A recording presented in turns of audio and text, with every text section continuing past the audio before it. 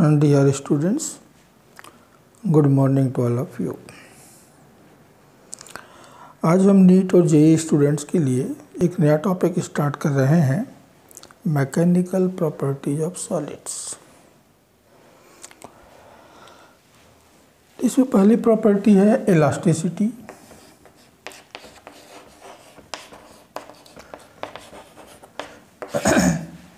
Elasticity, जब हम किसी बॉडी पर कोई डिफॉर्मिंग फोर्स अप्लाई करते हैं और बॉडी में डिफॉर्मेशन आ जाती है, लेकिन जब हम अप्लाइड फोर्स रिमूव करते हैं तो बॉडी फिर से अपनी ओरिजिनल शेप, ओरिजिनल साइज को रिगेन करता है या रिगेन करने की टेंडेंसी रखता है। इसी प्रॉपर्टी को हम कहते हैं इलास्टिसिटी। ऐसा क्यों होता है? तो it is due to the molecular forces of attraction और रिपल्सन, यानी कि मॉलिक्यूलर फोर्स के कारण ये प्रॉपर्टी सॉलिड के पास होता है। इस मॉलिक्यूलर फोर्स को, जो कि बॉडी को अपनी original size, original shape regain करने में हेल्प करता है, this force is called the restoring force. इसे हम रीस्टोरिंग फोर्स कहते हैं। जिन सॉलिड्स में ये प्रॉपर्टी पाई जाती है, हम उनको इलास्टिक बॉडीज कहते हैं। जैसे रबर हुआ, मेटल्स हुए, ये सब आपके इलास्टिक बॉडीज हैं। लेकिन जिन सॉलिड्स में ये प्रॉपर्टी नहीं पाई जाती, मतलब ये कि फोर्स हटा लेने के बाद भी अपनी ओरिजिनल शेप या साइज रिगेन करने की टेंडेंसी नहीं कर पाते, इन बॉडीज़ को हम प्लास्टिक बॉडीज़ कहते हैं। जैसे कि गीली मिट्टी, प्लास्टर ऑफ पेरिस, इनको आप जैसा डिफॉर्म कर दोगे वो उसी शेप में रह जाते हैं, फिर वापस अपनी ओरिजिनल शेप या साइज पे वो नहीं आ पाते। तो ऐसे बॉडीज़ को हम प्लास्टिक बॉडीज़ कहते हैं। तो इसी इलास्टिसिटी से रिलेटेड कुछ मेन फार्मूले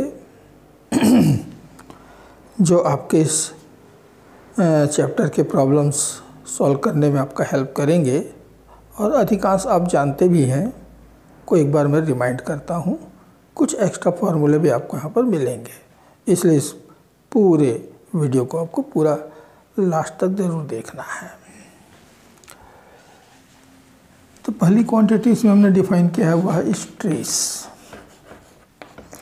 stress is given bye restoring force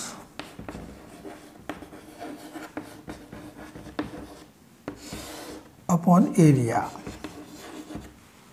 means the restoring force applied on per unit area is called the stress. तो फोर्स अप्लाई हुआ F on the area A, then stress is given by the force upon area.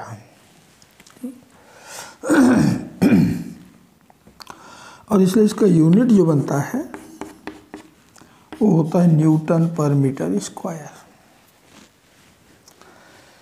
बिल्कुल यही unit pressure का भी होता है, लेकिन दोनों में थोड़ा सा डिफरेंस है।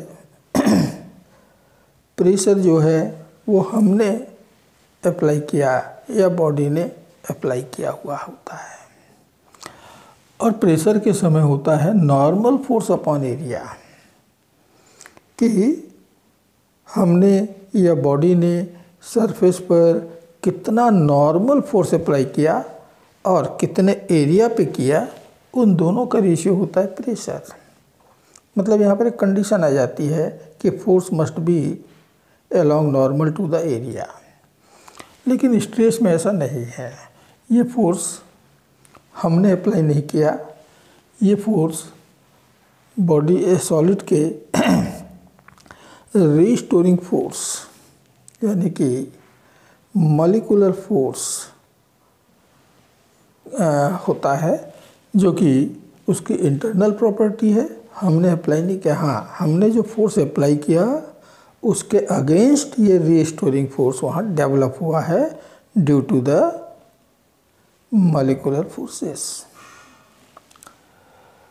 और ये जो फोर्स है वो किसी भी एंगल पे हो सकता है, नॉर्मल भी हो सकता है, टेंजेंशियल भी हो सकता है, दोनों तरह का होता है। इसीलिए स्ट्रेस जो है वो मेनली दो तरह के होते हैं।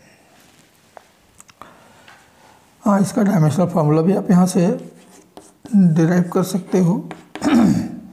फोर्स का हो गया ml - 2, एरिया का L square, so it is ml - 1 t - 2 means इसका वही डायमेंशनल फार्मूला है जो प्रेशर का है, क्योंकि फार्मूला तो सेम है। तो टाइप्स ऑफ स्ट्रेस,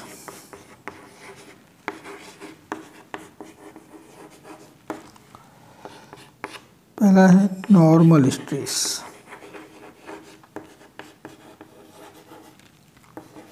और लॉन्गिट्यूडिनल स्ट्रेस।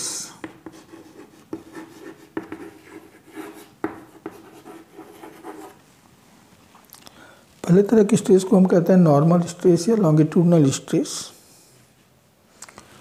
नाम से ही बिल्कुल स्पष्ट है कि this stress act along normal to the surface area, इसलिए हम इसको नॉर्मल स्ट्रेस कहते हैं। इसी स्ट्रेस के कारण किसी वायर की लेंथ में चेंज आता है और इसी स्ट्रेस के कारण किसी बॉडी की वॉल्यूम में भी चेंज आ सकता है। तो whenever there is a change in length और volume of a body, there must be a normal stress acting in the body. ये जो लॉन्गिट्यूडिनल स्ट्रेस है ये फिर से दो तरह का हो सकता है।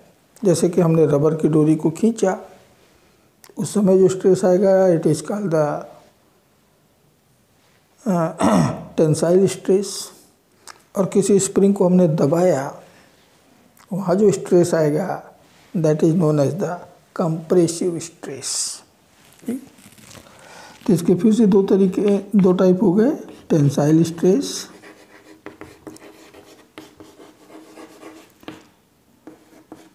And compressive stress.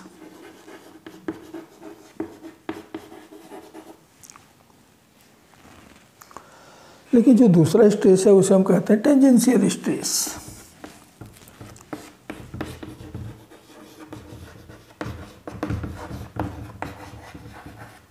Tangential stress,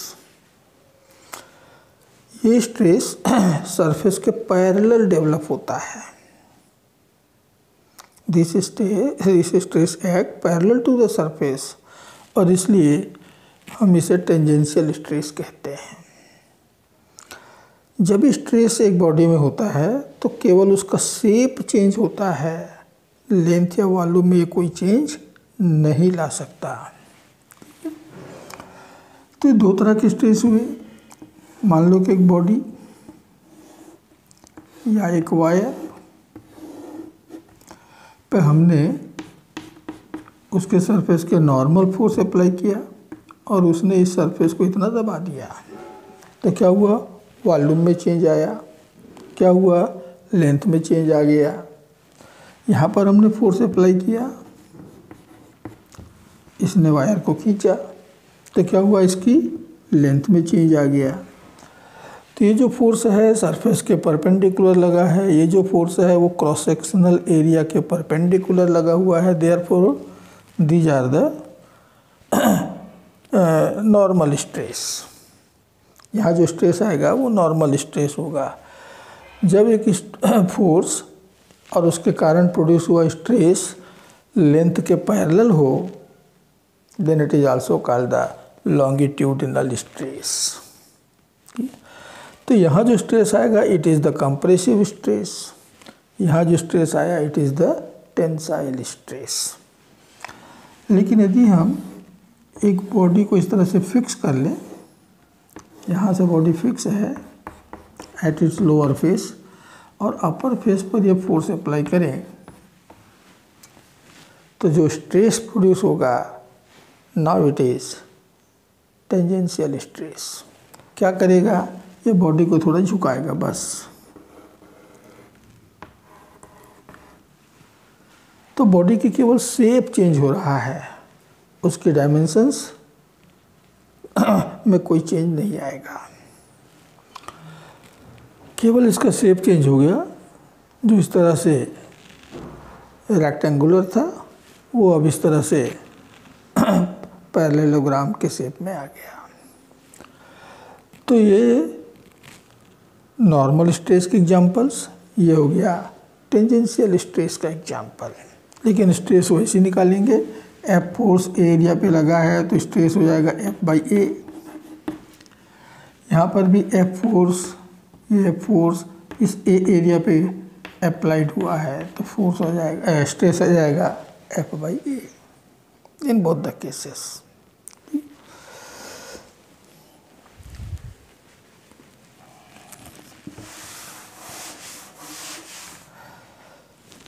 जो दूसरी क्वांटिटी हमने यहाँ पर डिफाइन किया स्ट्रेस के अलावा वो है strain.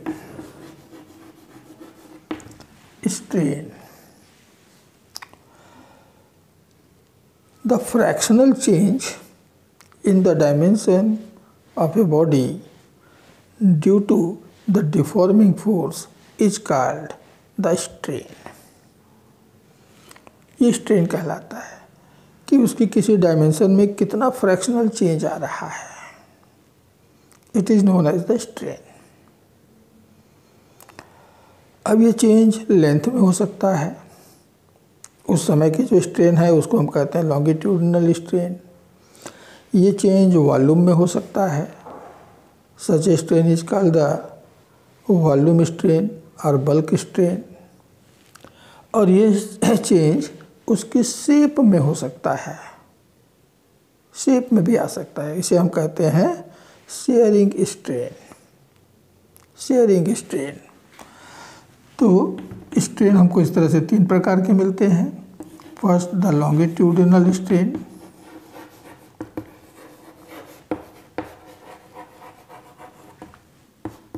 given by the change in length upon length, the change in length upon length, the volume strain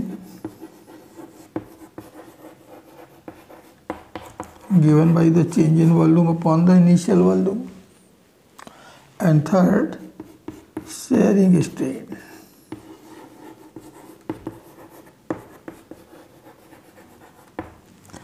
sharing strain को हमने डिफाइन किया है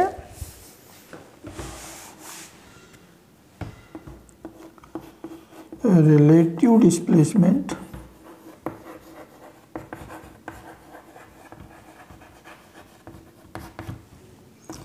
बिटवीन द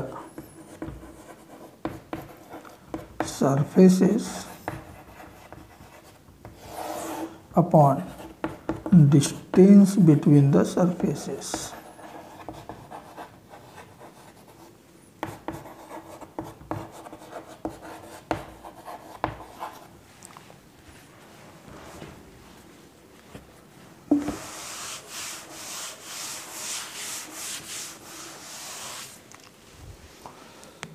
जैसे भी हम लोगों ने एक एग्जांपल लिया था कि हमने एक बॉडी के ऊपर टेंजेंशियल स्ट्रेस अप्लाई किया, ये बॉडी, ये सरफेस फिक्स, यहाँ फोर्स अप्लाई हुआ और ये इस तरह से झुक गया। पॉइंट ए और ये पॉइंट बी था, तो ए जो है सड़क के ए डैश पर आ गया, बी जो है वो बी डैश पर शिफ्ट हो गया। तो इस सरफेस के रिलेटिव ये पॉइंट पहले यहाँ था और इसी सरफेस के रिलेटिव ये पॉइंट यहाँ आ गया, ए डैश पे आ गया, इसी को कहते हैं रिलेटिव शिफ्ट, रिलेटिव डिस्प्लेसमेंट। तो कितना हुआ, तो शेयरिंग स्ट्रेन यहाँ पर हमको मिल रहा है द डिस्प्लेसमेंट ए डैश। अभी जो ए डैश पर आ गया, आप कहाँ से मेजर कर रहे हैं, यहाँ से नीचे वाले सरफेस से। ये सरफेस फिक्स है, इसी के रिस्पेक्ट में पहले हम इसको ए को यहाँ देखते थे, अब इसी के रिस्पेक्ट में इस पॉइंट को हम यहाँ देख रहे हैं ए डैश पर। तो इन दोनों सरफेस के बीच का डिस्टेंस, तो इन दोनों सरफेस के बीच का distance A B C D ऐसा मान लेते हैं। तो ये हो गया ए डी, दोनों सरफेस के बीच का डिस्टेंस जिसमें आप रिलेटिव स्टडी कर रहे हो वो हो गया ए डी। अब मान लीजिए कि हमने इसको थीटा एंगल से झुकाया हुआ है। कितने एंगल से ये झुक गया है? थीटा एंगल से। तो एंगल होता है आर्क अपॉन रेडियस। तो ए डैश क्या हो गया? आर्क। ए डी क्या हो गया? रेडियस। और arc upon radius means the angle theta. And therefore the sharing strain is represented by an angle. और इसलिए इसके पास एक यूनिट है। क्या यूनिट? रेडियन। एंगल को हम रेडियन में मेजर करते हैं। लेकिन अब देखेंगे यहाँ पर कोई यूनिट नहीं, यहाँ पर भी कोई यूनिट नहीं, कोई डायमेंशन भी नहीं। यहाँ पर यूनिट तो है but no dimension, and that's why strain is a dimensionless quantity. Strain जो है एक डायमेंशनलेस क्वांटिटी होता है। ठीक। तो next Hooke's law. Hooke's law, Hooke ने हमको इस इलास्टिसिटी से रिलेटेड एक रूल दिया है, लॉ दिया हुआ है कि within the limit of elasticity stress is directly proportional to strain. यहाँ एक फिर से क्वांटिटी आ रही है within limit of elasticity. ये जो बॉडीज हैं एक फोर्स तक, एक डिफॉर्मिंग फोर्स की एक लिमिट तक ही इलास्टिक प्रॉपर्टीज को करते हैं। आपने एक रबर की डोरी ली हुई है, उसे खींचा, फिर छोड़ा, वापस आ गया, तो तुमने जो फोर्स अप्लाई किया था इस रबर की डोरी पर, ये फोर्स लिमिट ऑफ इलास्टिसिटी के भीतर, यानी इस फोर्स के बाद बॉडी की इलास्टिक प्रॉपर्टी बनी हुई है। जैसे ही फोर्स हम रिमूव करते हैं, बॉडी अपना original size, original shape regain कर लेता है। लेकिन मैं इस रबर की डोरी पे फोर्स बढ़ाता जाऊं तो एक कंडीशन आएगी कि रबर की डोरी टूट गई। ये रबर की डोरी टूट गई तो जो भी डिफॉर्मेशन है अब वो परमानेंट हो गया। अब वो डोरी अपनी ओरिजिनल शेप या ओरिजिनल साइज या ओरिजिनल पोजीशन को रिगेन नहीं कर पाएगा। तो तुमने जो फोर्स अप्लाई किया था it is beyond the elasticity, यानी इतना बड़ा फोर्स तुमने अप्लाई कर दिया कि बॉडी की इलास्टिक प्रॉपर्टी ख़त्म हो गई। तो हुक्स लॉ जो है ये कब वैलिड होगा? ये केवल और केवल लिमिट ऑफ इलास्टिसिटी के भीतर ही वैलिड होगा। यानी इतना फोर्स आपको अप्लाई करना है कि फोर्स हटाने के बाद बॉडी फिर से अपनी इनिशियल पोजीशन को रिगेन कर सके। उतना ही फोर्स के भीतर ही ये लॉ जो है वो काम करेगा। तो within the limit of elasticity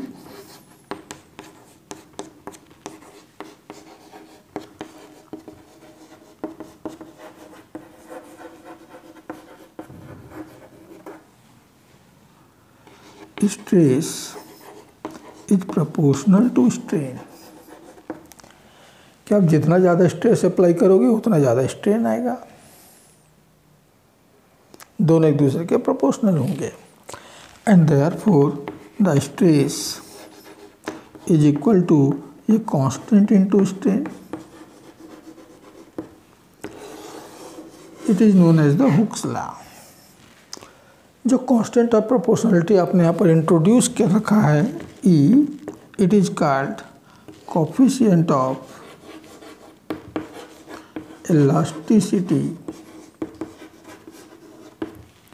of the material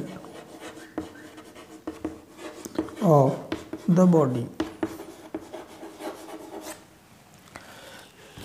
ये मटेरियल की प्रॉपर्टी होती है कि वायर तुमने छोटा लिया है कि बड़ा, वायर तुमने पतला लिया है कि मोटा, उस बात पर डिपेंड नहीं करेगा। ये केवल डिपेंड करेगा मटेरियल पर कि जो वायर है वो स्टील का है कि कॉपर का है। स्टील का है तो इसकी वैल्यू अलग आएगी, कॉपर का है तो इसकी वैल्यू अलग आएगी। बस मटेरियल पर डिपेंड करता है। So it is the mechanical property of the material. तो कोफिशिएंट ऑफ इलास्टिसिटी ई किसके बराबर मिलेगा?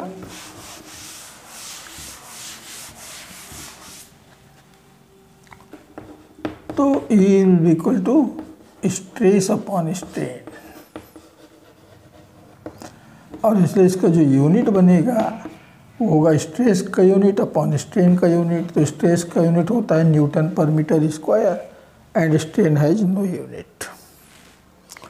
तो इसका वही यूनिट है जो कि स्ट्रेस का है, वही डायमेंशनल फार्मूला होगा जो स्ट्रेस का है। ठीक है। अभी हमने डिफरेंट टाइप के स्ट्रेस, डिफरेंट टाइप के स्ट्रेन देखे, और इसलिए ये जो कोफिशिएंट ऑफ इलास्टिसिटी है इसके भी कुछ टाइप्स हैं। इसमें से पहला है Young's modulus.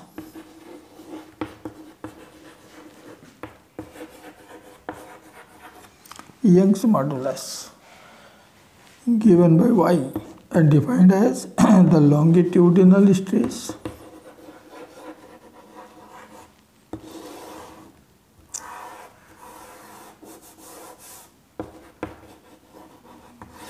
by longitudinal strain, longitudinal stress upon longitudinal strain। मान लीजिए कि ये हो गया एफ अपॉन ए और लॉन्गिट्यूडनल स्ट्रेन आ गया delta L by L, and therefore Y is given by F into L upon A into delta L. तो ये आपका यंग्स मॉडुलस हुआ, यहाँ से देंगे। इसको यदि हम थोड़ा सा अरेंज करें तो force will be equal to Y A, इधर आ जाएगा, एल नीचे, into delta L, Y A upon L into delta L के बराबर होगा। एक दिए गए वायर के लिए ये पूरी की पूरी क्वांटिटीज कांस्टेंट्स हैं। इसका मतलब कि पूरा का पूरा ब्रैकेट एक कांस्टेंट होगा। इस कांस्टेंट को हम कहते हैं force constant of the wire.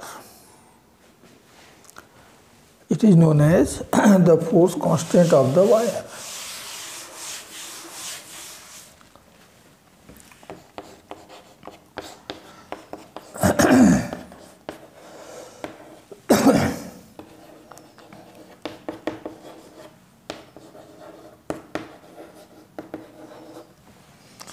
तो वायर के फोर्स कांस्टेंट के बराबर होता है, ठीक, कहलाता है। क्या यूनिट बनेगा?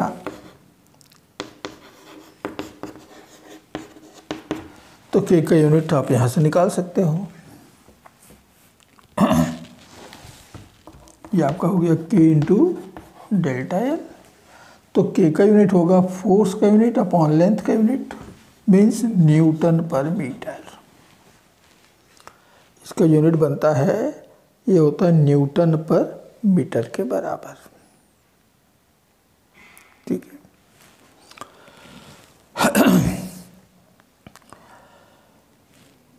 ये जो फोर्स कांस्टेंट है इसको यदि हम मॉलिक्यूलर स्टेज में देखें कि वहाँ कितना फोर्स कांस्टेंट, क्योंकि नेचर ने किसी भी मटेरियल के मॉलिक्यूल्स को एक प्रॉपर वे में अरेंज किया हुआ है, जैसे हमारे पास आयरन का एक पीस है, तो आयरन के जो मॉलिक्यूल्स हैं वो एक सिस्टेमेटिक तरीके से अरेंज्ड होंगे बाय नेचर। उस अरेंजमेंट में मॉलिक्यूल और मॉलिक्यूल के बीच में एक सर्टेन डिस्टेंस होता है, यानी कि मॉलिक्यूल ऐसे डिस्टेंस पे होते हैं कि उनके बीच में कोई भी फोर्स एक्टिव नहीं होता, ना तो वो एक दूसरे का अट्रैक्ट कर रहे होते हैं, ना एक दूसरे को रिपेल कर रहे होते हैं, और इसीलिए नेट फोर्स उनके ऊपर 0 होता है, और तभी तो मॉलिक्यूल जो है वो इक्विलिब्रियम में रहता है। तो जब मॉलिक्यूल्स इक्विलिब्रियम में होते हैं तो उनके बीच का जो डिस्टेंस होता है उसको हम कहते हैं मॉलिक्यूलर डिस्टेंस। ये हमारे द्वारा डिसाइड नहीं होता, ये नेचर से डिसाइडेड है। इस डिस्टेंस को यदि हम r0 कहें तो मॉलिक्यूलर फोर्स कांस्टेंट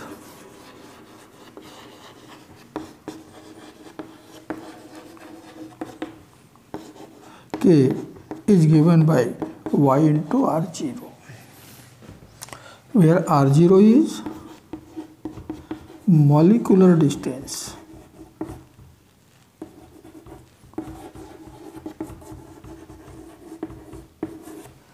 ये मॉलिक्यूलर डिस्टेंस होगा।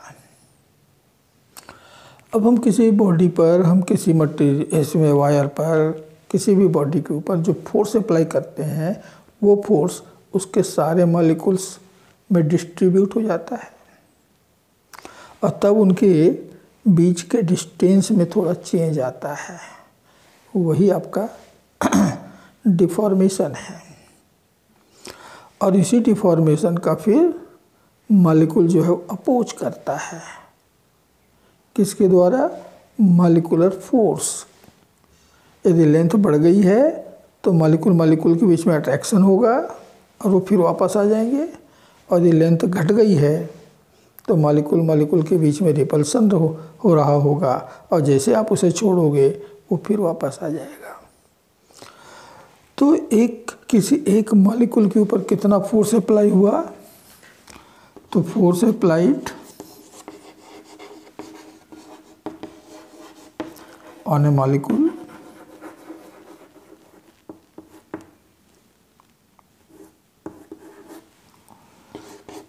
F is given by K into delta R0, कि उसकी जो इनिशियल डिस्टेंस था दो मॉलिक्यूल के बीच में उसमें कितना चेंज ले आया आपने, कितना डिफॉर्मेशन आया, इनटू द फोर्स कांस्टेंट।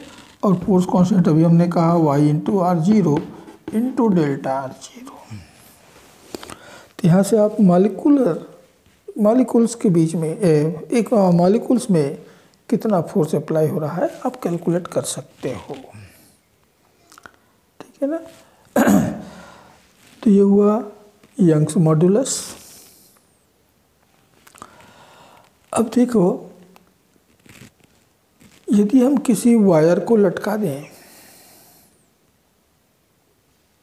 किसी सपोर्ट से लटका दें, तो उस वायर के ऊपर उसका अपना ही वेट अप्लाई हो जाता है, और उसके कारण उसकी लेंथ में थोड़ी चेंज आती है, स्ट्रेस आता है, स्ट्रेन होता है, सब कुछ due to own weight of a wire. तो ये कितना होगा, इसके लिए ज़रा फार्मूला नोट कर लें।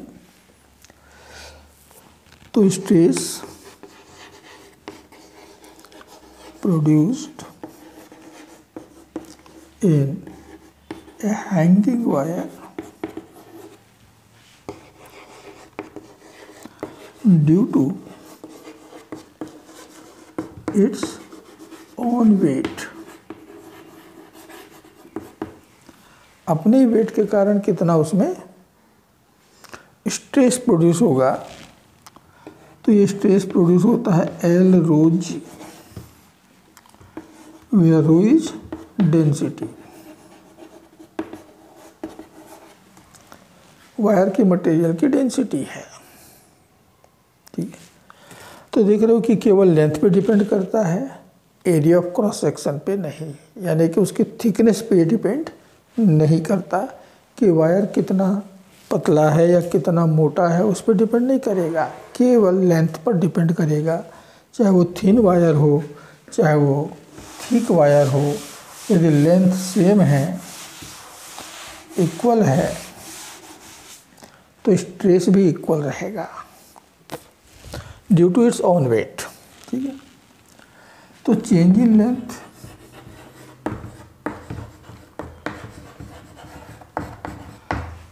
और ये जो चेंज होगा ये तो वायर के लेंथ को बढ़ाएगा ही, इसलिए इसको हम एलोंगेशन भी कहते हैं।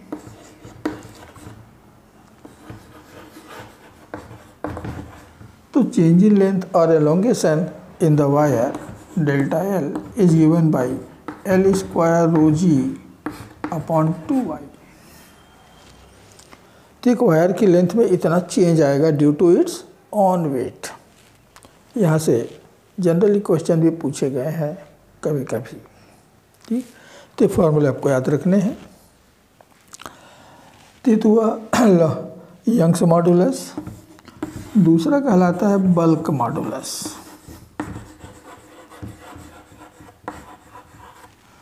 Bulk modulus generally given by B और के, कैपिटल के से दिखाते हैं। कुछ बुक्स में आपको बी से मिलेगा, कुछ बुक्स में आपको कैपिटल के से मिलेगा। And defined as the volume stress by volume strain.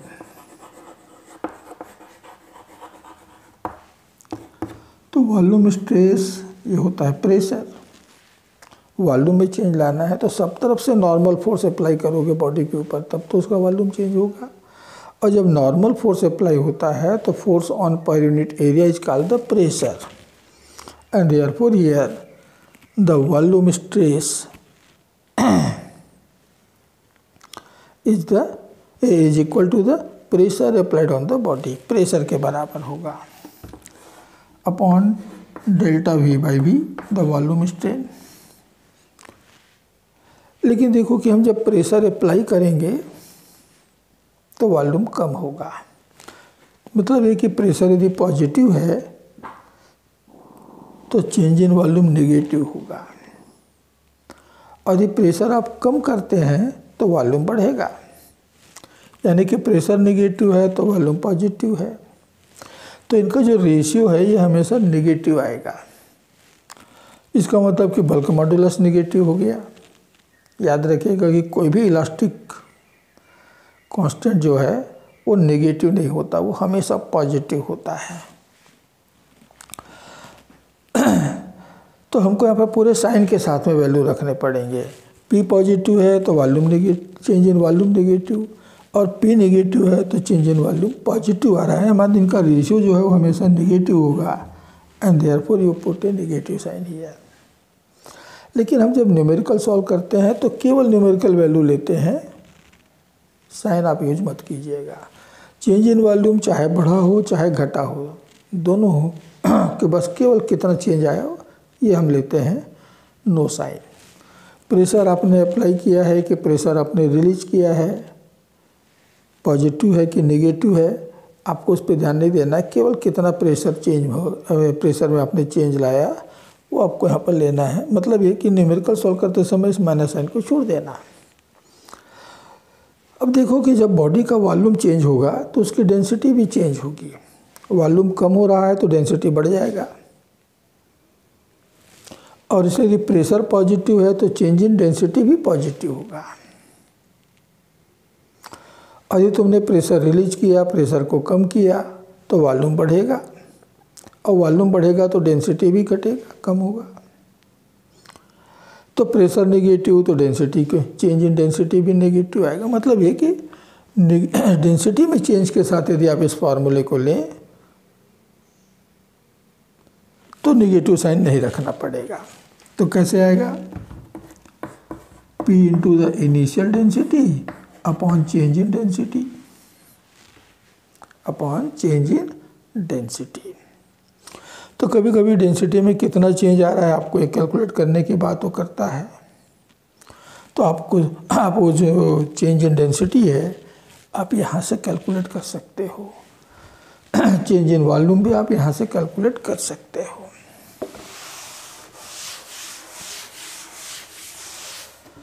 इस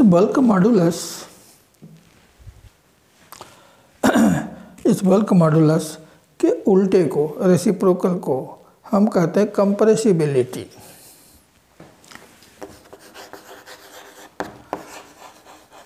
तो compressibility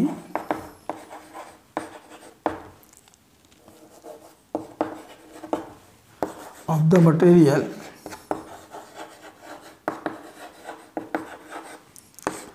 beta is given by 1/b। तो बल्क मॉडुलस का यूनिट तो भाई पास्कल बना, प्रेशर का यूनिट पास्कल, बाकी तो कैंसिल हो जाएगा। तो कंप्रेसिबिलिटी का जो यूनिट बनता है वो होता है पर पास्कल, पास्कल का उल्टा, पर पास्कल से आप इसको देते हैं। ठीक, तो हुआ दूसरा कोफिशिएंट। तीसरा कहलाता है मॉडुलस ऑफ रिजिडिटी।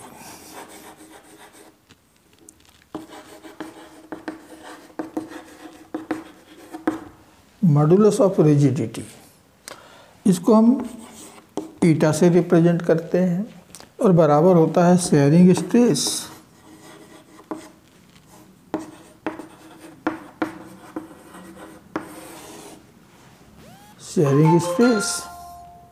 या tangential stress upon sharing strain.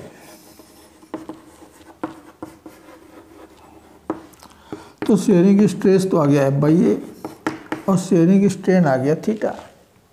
अभी हम लोगों ने डिफाइन किया था, इसको हम थीटा से रिप्रेजेंट करते हैं।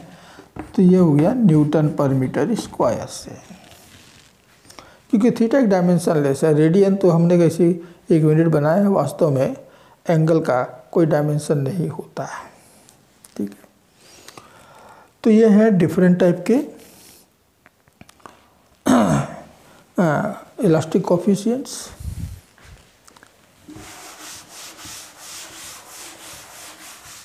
हमने एक इलास्टिक कोफिशिएंट और डिफाइन किया हुआ है जो हुक्स लॉ से नहीं आता, वो दूसरा है, अलग टाइप का है। उसको हम कहते हैं पॉइसन रेशियो। पॉइसन रेशियो कि हम किसी वायर को पकड़ के खींचें, लेंथ बढ़ाएं, जैसे आपने रबर की डोरी को ले लें, उसमें थोड़ा ज़्यादा आता है तो दिखता भी है। तो रबर की डोरी को पकड़ के खींचे, तो जैसे जैसे लेंथ बढ़ता जाएगा वैसे वैसे उसकी थिकनेस कम होती चली जाती है। तो दो तरह के स्ट्रेन आ गए, एक स्ट्रेन आ गया अलोंग लेंथ और एक स्ट्रेन आ गया अलोंग रेडियस। तो जो लेंथ में स्ट्रेन आया उसे तो हम कहते हैं लॉन्गिट्यूडिनल स्ट्रेन, और जो रेडियस के अलोंग जो स्ट्रेन आया है, रेडियस में जो चेंज आ रहा है, उसको हम कहते हैं लैटरल स्ट्रेन। तो पॉइसन रेशियो जो है sigma, it is given by the ratio between the lateral strain by longitudinal strain.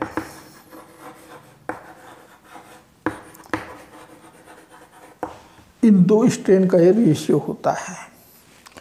तो लैटरल स्ट्रेन कितना हुआ, delta R by R, the change in radius upon the initial radius. और longitudinal strain तो आपको मालूम है, डेल्टा एल बाई एल। तो जो दो स्ट्रेन है उसका रेशियो किसी भी मटेरियल के लिए, ये मटेरियल के लिए है, एक कांस्टेंट होता है, and this constant is called the Poisson ratio. इसका कोई यूनिट नहीं, नो यूनिट, केवल एक नंबर होगा। मतलब ये कि कोफिशिएंट ऑफ इलास्टिसिटी से अलग टाइप का है, वहाँ तो यूनिट भी है, वहाँ पर डायमेंशनल फार्मूला भी है, सब कुछ है। यहाँ पर ऐसा कुछ भी नहीं इसके साथ। लेकिन ये भी एक मटेरियल की प्रॉपर्टी है और इलास्टिक प्रॉपर्टी है, therefore it is also known as the elastic constant for the given material. तो एक मटेरियल के पास से चार तरह के इलास्टिक कांस्टेंट्स हो सकते हैं, वाई, बी, ईटा और सिग्मा। तो हमने इन सब में रिलेशन निकाला। तो रिलेशन बिटवीन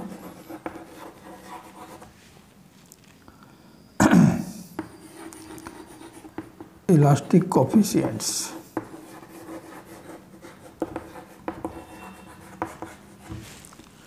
कि जितने इलास्टिक कोएफिशिएंट्स हैं उनके बीच में हमने एक रिलेशन निकाला हुआ है। ठीक है, कुछ रिलेशन निकाले हुए हैं। तो पहला है y equal to 3b 1 - 2 sigma. दूसरा है y equal to 2 eta 1 plus sigma. ये दो रिलेशन याद रखिएगा और यहीं से फिर हम दो रिलेशन और डिराइव करते हैं। कैसे? इन दोनों से यदि हम y, देखो दोनों में क्या कॉमन है, y है और सिग्मा है। तो दोनों के हेल्प से यदि हम y को एलिमिनेट कर दें तो एक रिलेशन और मिल जाएगा बिटवीन b सिग्मा एंड ईटा। और इन दोनों से यदि हम सिग्मा को एलिमिनेट कर दें तो एक और रिलेशन हमको मिल जाएगा between y b and eta.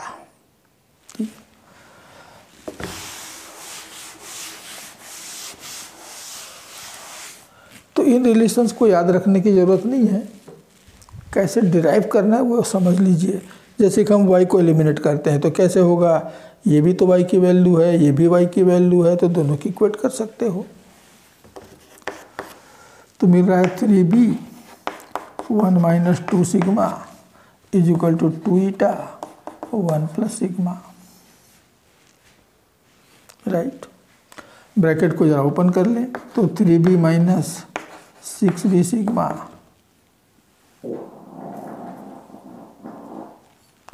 Is equal to 2 eta plus 2 eta sigma. मैं सिग्मा वालों को एक साइड में कर लेता हूँ। तो 6b सिग्मा इधर आके पॉजिटिव हो गया प्लस 2 ईटा सिग्मा, यानी सिग्मा को मैंने राइट में किया तो 2 ईटा इस तरफ आ जाएगा। तो 3b माइनस 2 ईटा, सिग्मा को कॉमन ले लीजिए, सिग्मा को कॉमन ले लीजिए और बाकी को उस तरफ ट्रांसफ़र कर दें। तो sigma is equal to 3b minus 2 eta upon 6b plus 2 eta. ये आपका तीसरा रिलेशन आ गया। और इन्हीं से हम सिग्मा को एलिमिनेट कर दें तो एक रिलेशन और निकलेगा। देखो ये तो हमने देखा कि y equal to 3b 1 - 2 sigma. तो 1 - 2 सिग्मा, या इसको तीस तरफ ले आता हूँ तो y upon 3b is equal to 1 - 2 sigma. So 2 sigma is equal to 1 - y upon 3b और sigma is equal to 1/2 minus y upon 6b। ये सिग्मा की वैल्यू हमने पहले के रिलेशन से मालूम किया, ऐसे ही दूसरे रिलेशन से मालूम करो। वहाँ भी ब्रैकेट ओपन कर लेते हैं, पहले इसको इस तरफ ले आते हैं। तो y equal to 2 eta 1 plus sigma, तो y upon 2 eta is equal to 1 plus sigma. तो sigma is equal to y upon 2 eta minus 1। तो सिग्मा का हमें दो वैल्यू मिल गए, सिग्मा का हमें दो वैल्यू मिल गए, दोनों आपस में बराबर होंगे and that's why the y upon 2 eta minus 1 is equal to 1/2 minus y upon 6b। ये एक और रिलेशन आपको मिल रहा है। y वालों की तरफ कर लेते हैं तो y upon 2 eta plus y upon 6b। इस 1 को उस तरफ ले गया तो आ गया 3/2। y को कॉमन लेकर उस तरफ ले चलता हूँ तो 1 upon 2 eta plus 1 upon 6b is equal to 3 upon 2y। ठीक है, 2 से मल्टीप्लाई कर लें तो 1/ईटा plus 1 upon 3b is equal to 3/y। तो ये आपका एक और रिलेशन आ गया। ठीक है, मैंने पहले कहा कि जितने इलास्टिक कोएफिशिएंट्स हैं ये हमेशा पॉजिटिव होते हैं, ये कभी नेगेटिव नहीं होते। तो यहाँ से हमको एक प्रॉपर्टी और मिलती है, since y is equal to 3b 1 - 2 sigma.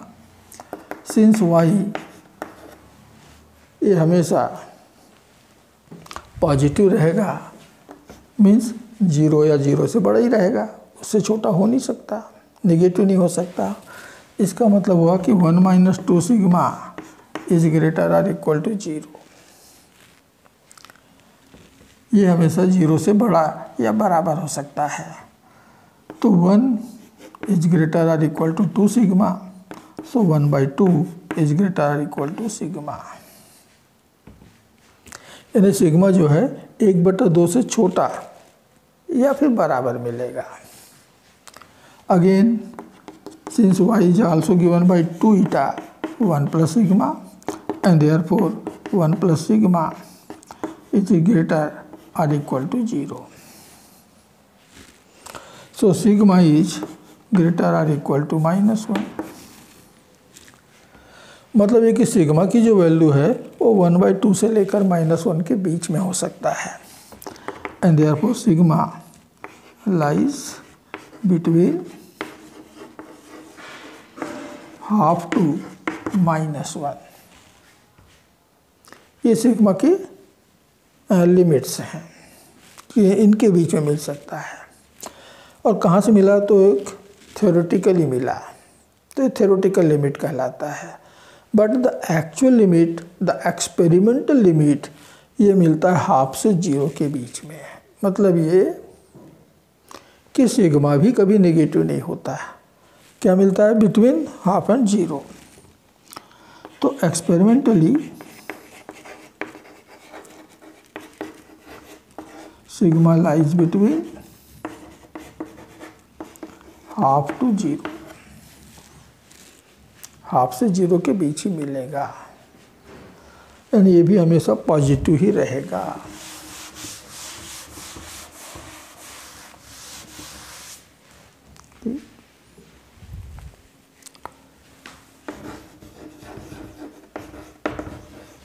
Relation between volume strain and longitudinal strain.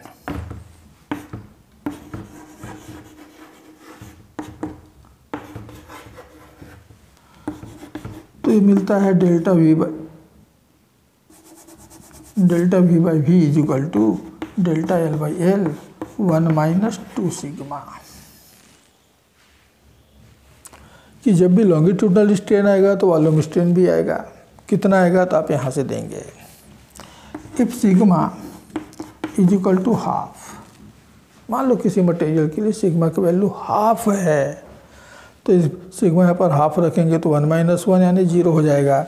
Then delta V by V is equal to 0। तो इस मटेरियल के वायर को यदि आप स्ट्रेच करते हैं, खींचते हैं, तो वहाँ केवल लॉन्गिट्यूडनल स्ट्रेन आएगा, वॉल्यूम स्ट्रेन नहीं आएगा। वॉल्यूम स्ट्रेन 0 होगा, मीन्स उस मटेरियल का वॉल्यूम कांस्टेंट बना रहेगा। अगर ऐसा नहीं है तो लॉन्गिट्यूडनल स्ट्रेन के साथ वहाँ वॉल्यूम स्ट्रेन भी आएगा, वॉल्यूम स्ट्रेन भी आएगा। ठीक। तो बच्चों आज की वीडियो में इतना ही। अभी कुछ और बातें बची है जैसे कि इलास्टिक एनर्जी वगैरह, तो इन क्वांटिटीज़ के कॉन्सेप्ट जो है हम अगले वीडियो में समझते हैं, अगले वीडियो में सीखेंगे। और तब इस टॉपिक से रिलेटेड कुछ न्यूमेरिकल्स भी वहाँ पर हम करना स्टार्ट करेंगे। तो आज की वीडियो में इतनी बातें, ये सारी बातें आपको एक बार फिर से अच्छे से पढ़िए, सुनिए, समझिए। और फिर भी यदि कोई कन्फ्यूजन रह जाता है, कोई डाउट रह जाती है, तो आप मुझे कमेंट बॉक्स के थ्रू कांटेक्ट कर सकते हैं और मैं आपका कन्फ्यूजन, मैं आपका डाउट दूर करने की कोशिश करूँगा। तो बच्चों आज के लिए इतना ही। अगले वीडियो में फिर मुलाकात होगी, तब तक के लिए जय हिंद, नमस्कार।